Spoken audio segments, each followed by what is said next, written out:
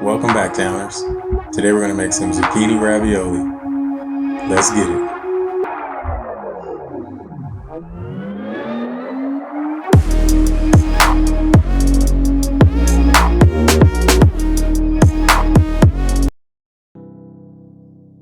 Alright, Towners. To start off this recipe here, we're going to start off with a large skillet and we're going to start working on our meat sauce. We added in some tomato sauce as well as a can of diced tomatoes with the juice. We're going to season this up with some kosher salt, black pepper, onion powder, garlic powder, and some Italian seasoning. And we're also going to add in some tomato paste to that. Then we're going to mix everything up together, pop the lid on it and let that go. While we're letting that simmer, we're going to work on our meat. We added in some ground beef. And for the ground beef, we basically season that up with some salt and pepper, onion and garlic powder as well. You can also add, you can do diced onions here. I just went ahead and went with the onion powder to just keep everything nice and smooth in here, but onions work definitely well. Once your meat is brown and cooked, went ahead and drained the fat from that and added that into our tomato sauce, mixed everything in together and popped the lid back onto that and just let that continue to simmer for about 30 to 45 minutes. Now we are going to saute about 4 large handfuls of spinach. This basically wilted down very quickly. Only took about a minute to cook this. Didn't saute it down all the way, just enough to wilt the leaves up and keep a good nice crunch to it. Set that to the side, and now we're going to work on our zucchini. Cut the ends of the zucchini and cut off a piece of the front half to make it flat enough for us to use our vegetable peeler on that. Just make sure that your zucchini aren't too large. My zucchini was a little too big. As you can see, it's bigger than the blade that we had. So it kind of ripped on some of the end pieces. But just make sure you get a nice enough size zucchini that can fit on your blade so that when you peel them, it'll cut fine. I couldn't find my mandolin. Well, I found my mandolin, but I couldn't find the smallest blade on the mandolin to cut thinner slices. And the blade I had would have been too thick. So you want nice thin slices of zucchini like you see here. We went ahead and did this and chopped up about 4 zucchinis, just slicing as many pieces as we could, and then set those to the side. And now we're going to work on our filling. For the filling, we used some ricotta cheese as well as some sour cream.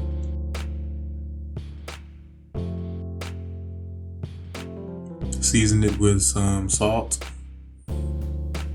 black pepper, some onion and garlic powder.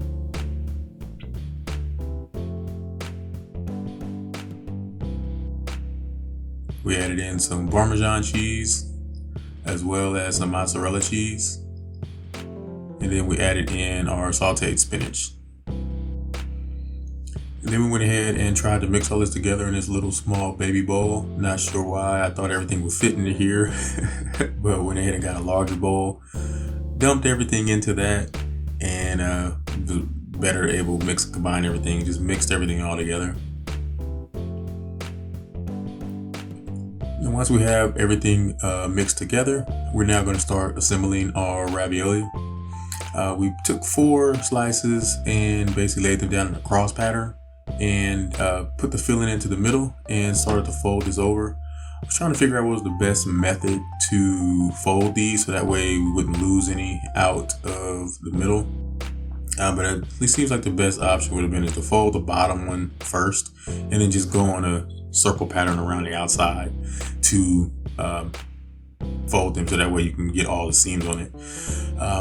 Just make sure that you overlap your zucchini pieces close enough together, because you notice that when you start folding them over, the ends will kind of fold the corners of the next side piece. So that kind of helps keep everything in, but you just want to make sure everything is nice and compact, as small as you can, so that they aren't too big, but they're going to shrink and shrivel up anyway once you start baking them.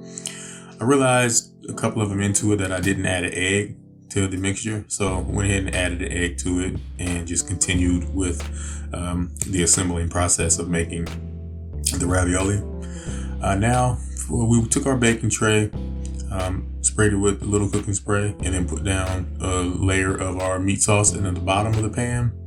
And then we started to lay in our zucchini ravioli. I was able to get about 12 of them along the bottom half. We went ahead and just sauced that layer up. Well, first I'll put down some mozzarella cheese on top of the zucchini. You can also add some parmesan at this time also. And then put down a layer of sauce over top of that. And I still had some zucchini noodles left over, so I went ahead and added those to the top, on the top half of the left side, as you see over here. Then we went ahead and popped it into the oven. Put it in the oven at 350 degrees and just basically let it go for about 25 to 30 minutes, enough for the cheese to melt and enough for the noodles to soften up. Once everything softened up, we were able to, basically it was done at that point. You see a lot of liquid came out of the zucchini noodles. I didn't salt them to release any of the liquids as much at that time, but it just mixed in and gelled with the tomato sauce, so it is a little bit saucy, but once it solidifies and everything, it will thicken up. But this is our zucchini ravioli, and then we're going to basically go in for a taste test. Now the zucchini ravioli came out very nice. Reminds me a lot of the lasagna that we made, as well as the ziti. But this is basically more of a more compact, individualized size pieces. But this works very well. Flavors are very nice, complement each other well, and just like a spaghetti or pasta, or the zucchini noodles. They're cut so thin, you're not getting a strong zucchini taste or anything. So you're getting more of the tomato sauce, the meat sauce, and the filling that's added into it. So this definitely works well. I really like this recipe. Thin cut zucchini works well, so mask that taste. But if you like zucchini, that's perfectly well. But if you don't like zucchini, it's not going to be too overpowering to affect anything. Hope you guys like this recipe. If you have any questions or comments, please feel free to hit us up in the comment section below. And as always, thank you guys for watching. Enjoy. Enjoy. And please subscribe. Enjoy. Hey Towners, please like, share, and subscribe. If you have any questions or comments, please feel free to leave them in the comment section. All ingredients and directions are listed in the description box below each video. And as always, thank you guys for watching.